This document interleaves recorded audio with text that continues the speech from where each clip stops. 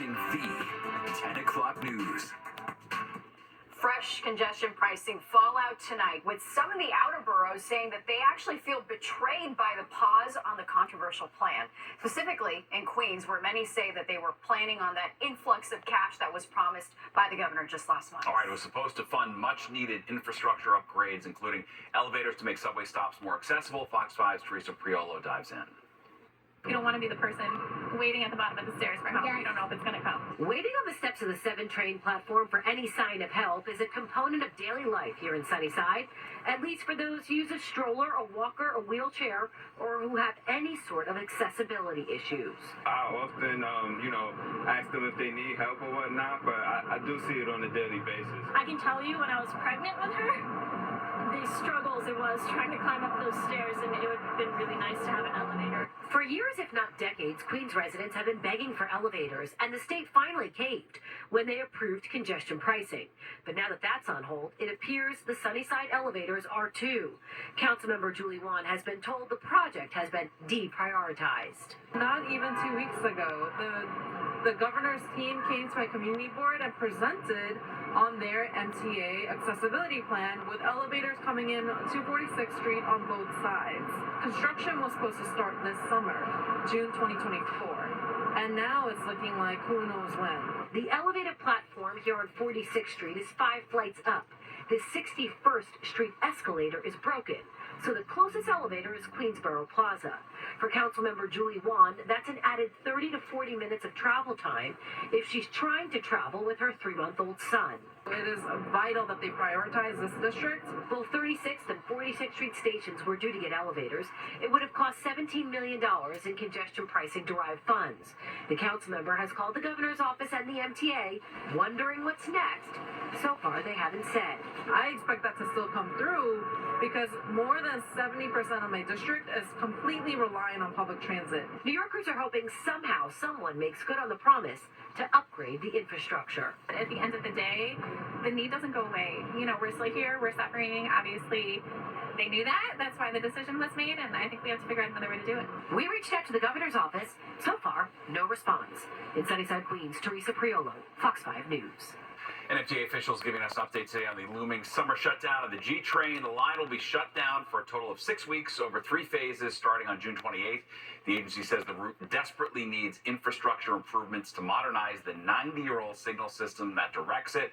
The MTA says it's coordinating with the city to make sure the large shuttle bus system for commuters impacted by the shutdown will run as smoothly as possible. Suffolk County's red light camera program set to end in December after a bill to extend it for 5 years was never requested by the House. Right now, there are more than 200 cameras at 100 intersections countywide. Suffolk County issued close to 358,000 red light camera tickets last year. If the program expires, county leaders will have to find a way to make up more than $8 million in annual revenue. The Suffolk County executive declined an on-camera interview. As for Nassau, the state legislature reauthorized their program for 5 more years. Today, New York Attorney General Letitia James giving New York City $27 million to fight the vaping epidemic among teens. That money from an historic $462 million multi-state settlement from Juul Labs back in 2023. James had sued the vaping company in 2019 for its deceptive and misleading marketing. The Attorney General says New York City schools will get about $15 million, with the city getting just over $12 million. These funds will be used for education, for prevention, for research and enforcement programs to prevent kids and young adults from vaping, to help young people quit vaping altogether, and to support local enforcement of vaping laws and regulations. James also said the state will receive $112 million from the settlement, and that money will be distributed to every county in the state. Well, 9/11 first responders may have a higher risk for developing dementia, that according to a new just-released study. And as Jessica Formosa shows us, not only are they more vulnerable, they're also more likely to get dementia earlier than those who were not exposed to the deadly toxins.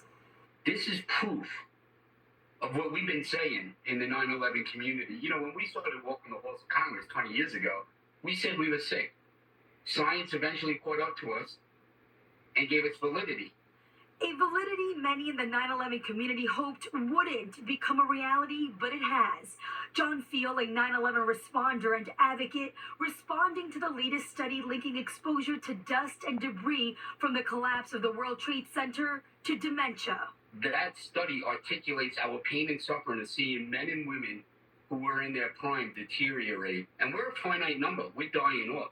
In a new Stony Brook University study, 9/11 first responders exposed to toxins at Ground Zero have a higher risk of dementia before age 65 versus those who weren't exposed or who wore PPE such as masks or hazmat suits. What surprised us was that a very significant number of our patients had cognitive impairment, much greater than what one would expect. Dr. Benjamin Loft, co-author of the study and director of the World Trade Center Health Program at Stony Brook University, says dementia at midlife is very rare. What we saw was that some of these patients had progressive loss of cognitive function.